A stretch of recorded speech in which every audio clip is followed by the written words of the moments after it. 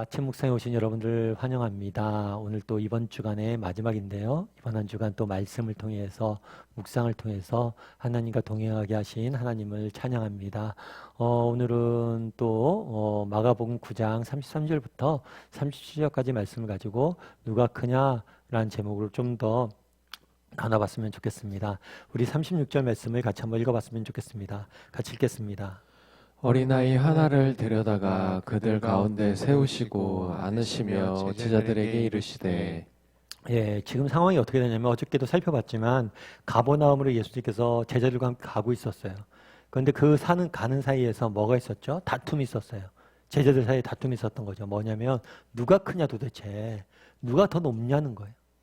그걸 막 다투고 있는데 예수님께서 야, 니네 무슨 얘기하냐? 그랬더니 이 사람들이 잠잠하죠. 왜냐하면 자기들이 잘못했다는 걸 알았기 때문이에요. 그랬을 때 예수님께서 뭐라고 말씀하시냐면 누구든지 높아지려면, 크게 되려면 더 낮아지고 겸손해져라, 섬기는 자가 되라 라고 이야기를 하죠. 정말 섬기는 자가 더 높아지는, 정말 너희가 높아지면서 얻으려고 하는 참된 기쁨과 어떤 삶의 가치를 섬김을 통해서 발견할 수 있다는 것을 알려주셨어요. 그런 다음에 무엇을 하냐면 36절에 보면 이렇게 되어 있어요. 어린아이 하나를 데려다가 가운데 세우시고. 여러분들 예수님을 보시면 그런 경우들이 많습니다. 예수님께서 실물 교육을 하는 경우들이 많아요. 예를 들어 지나가다가 들을 봐요. 들을 보면 곡식이 가득한 들을 보고 들을 보면서 이런 얘기하죠. 추수할 때가 가까워졌는데 낯을 농부할, 추수할 일꾼이 없다, 이런 이야기를 들어요. 그리고 무화과 나뭇잎을 보고 정말 열매가 없어서 가치가 없다, 이런 얘기를 해요. 그러니까 실제로 예수님께서 포도나무를 보고 포도나무 비유를 알려주시고 이 실물들을 통해서 예수님 어떤 메시지를 전하는 경우들이 있어요. 오늘도 마찬가지죠. 오늘도 어린아이 한 명을 가지고 메시지를 전하는 거예요. 그래서 아이 한 명을 가운데 세웠다라고 되어 있습니다. 여러분들을 어린아이라는 표현을 보면 무슨 생각이 드세요? 아이라는 이야기를 들으면 여러분들은 어떤 생각이 드세요? 우리가 아이 하면 어린아이들, 이런 아이라는 단어를 생각하고 비유를 보면 많은 사람들이 순수함에 대해서 생각이 쉬워요. 그래서 어린아이처럼 순수해져야 된다, 이런 이야기를 하기 쉽습니다. 그런데 이거는 조금 뉘앙스가 달라요. 우리가 생각하기에는 어린아이 하면 어떤 생각이 들어요? 귀엽고 순수하고 이런 생각들이 듭니다. 하지만 이 어린아이란 단어는 이런 단어가 아니에요. 어린아이란 단어는 아람어를 그 당시에 예수님 때는 썼거든요. 이 아람어에서는 종에 가까운 단어예요. 다르게 얘기하면 어린아이는 굉장히 작고 연약하고 보잘것없는, 다르게 표현하면 가치 없는 그런 존재를 나타낼 때 어린아이를 쓰는 거예요. 어린아이라는 단어를. 그래서 어린아이를 가운데 세워놓습니다. 그런 다음에 이렇게 말씀하세요. 우리 예수님께서 하신 말씀을 같이 한번 읽어볼까요? 같이 읽겠습니다. 누구든지 내 이름으로 이런 어린아이 하나를 영접하면 곧 나를 영접함이요 누구든지 나를 영접하면 나를 영접함이 아니요 나를 보내신 이를 영접함이니라. 재미있는 표현을 써요. 이 어린아이를 영접하면, 그래서 사실 아까 그러니까 우리 이야기 흐름이 그거잖아요. 섬김이에요, 섬김. 그래서 섬기는데 이제 실물 교육을 하는 거죠.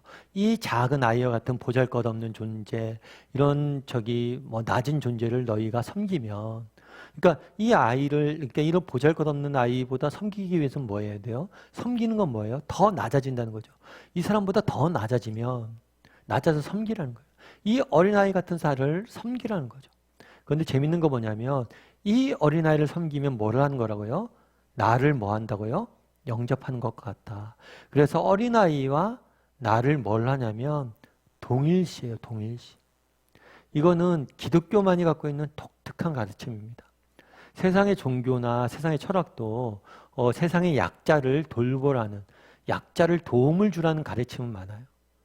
그런데 세상의 약자와 하나님을 동일시하는 것은 그런 가르침은 없어요. 훨씬 더 적극적인 거예요. 사실 이거는 당시 유대의 배경 속에서는 이해할 수 없는 거죠. 어떻게 그 높으신 하나님이 뭐예요?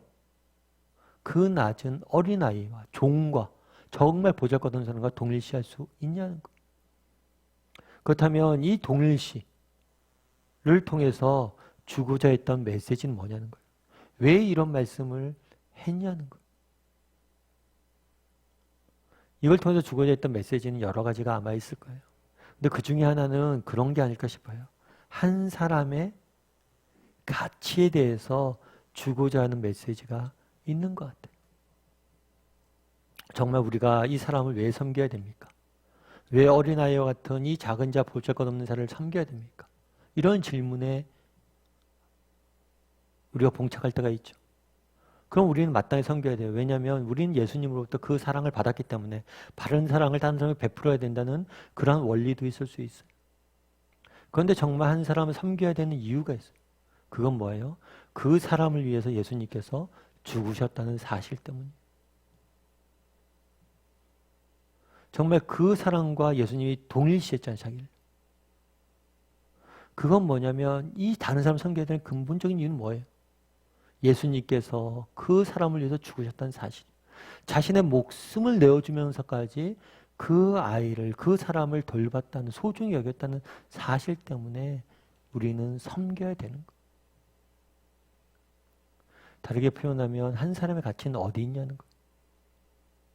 그건 바로 예수님이 이 사람을 어떻게 바라보고 또 예수님이 이 사람을 어떻게 바라보고 이 사람을 어떻게 생각하고 또 이 사람을 위해서 무엇을 희생했는지 그걸 통해서 한 사람의 가치를 우리는 볼 수 있는 거예요. 그래서 우리가 다른 사람을 왜 섬겨야 됩니까? 기독교에 있는 다른 사람들을 왜 섬겨야 됩니까? 그 한 사람을 위해서 무엇하기 때문에 하나님께서 죽으시고 돌보시고 그를 통해서 헌신했기 때문에 우리는 그 사람을 섬기는 거예요. 여러분, 그럼 우리는 어떨까요? 우리는 어떤 시각에서 한 사람을 바라봅니까? 정말 한 사람을 바라볼 때, 아, 저 친구는 정말 예수님께서 죽기까지 사랑하셨던 존재야. 정말 제 예수님께서 이 세상 모든 것을 희생해서라도 구하고 싶었던 존귀한 존재야. 이런 시각으로 바라봅니까? 정말 그런 시각으로 우리가 좀 바라볼 수 있었으면 좋겠어요. 이건 단순히 다른 사람만의 문제도 아니에요. 내 자신을 바라볼 때. 정말 그리고 우리 가까이 있는 사랑하는 가족들을 바라볼 때. 우리 공동체 식구들을 바라볼 때. 우리는 어떤 시각으로 바라보는지 한번 돌아봤으면 좋겠어요. 그리고 그렇게 고백할 수 있었으면 좋겠어요. 그래, 예수님께서 저 친구를 위해서 목숨까지 내주셨는데. 그렇게 존귀히 여기신 존재인데 이런 시각으로 바라봤으면 좋겠어요.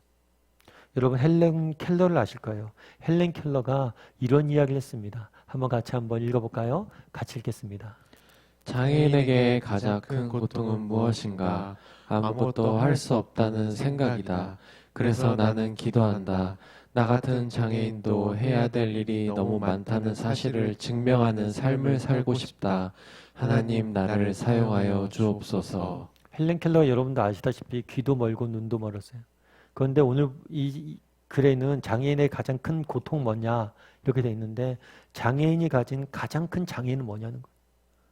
그거는 내가 아무것도 할 수 없는 생각이라. 그래서 나는 이 생각을 극복하고 싶고 정말 나도 무엇인가를 하는 그런 존재인 할 수 있는 존재임을 증명하는 삶을 살고 싶다는 거예요. 그래서 하나님께 기도한 거죠. 저도 도와달라고. 정말 이 땅의 모든 존재들, 어린 아이들, 우리가 얼마나 하찮고 보잘것없이 봅니까? 하지만 그런 존재들이 아니란 거예요. 하나님께서 그 존재를 이 땅에 지으셔서 보내셨잖아요. 그리고 그 존재를 위해서 죽으셨잖아요. 그가 정말 하찮고 보잘것없는 존재라면 왜 죽었냐는 거예요. 그 역시도 너무나 소중하고 가치 있는 존재들이에요. 정말 그런 마음으로 내 자신을 바라보는지 정말 우리 자신을 바라볼 때 어떻게 바라봅니까? 아, 나는 정말 작고 하찮은 존재야. 내가 할 수 있는 것은 없어. 이런 마음으로 정말 우리가 가진 가장 큰 고통과 장애는 뭐예요? 우리는 하찮은 존재라는 그런 생각들 아닌지 정말 나는 내 자신을 어떤 시각으로 바라보는지, 다른 사람은 어떤 시각으로 바라보는지 돌아보는 하루가 되었으면 좋겠어요. 그래서 정말 나를 위해서 하나님께서 죽으셨다. 저 사람을 위해서 예수님께서 죽으셨다. 정말 나는 그런 존귀한 존재다. 다른 사람은 정말 그런 존귀한 존재다. 그런 시각으로 오늘 하루 정말 내 자신과 다른 사람을 바라보며 살아갈 수 있는 사람이 되었으면 좋겠어요. 그리고 그런 시각으로 서로를 섬기고 서로를 위해서 기도하고 그렇게 격려할 수 있는 오늘 하루가 되기를 주님의 이름으로 소원합니다.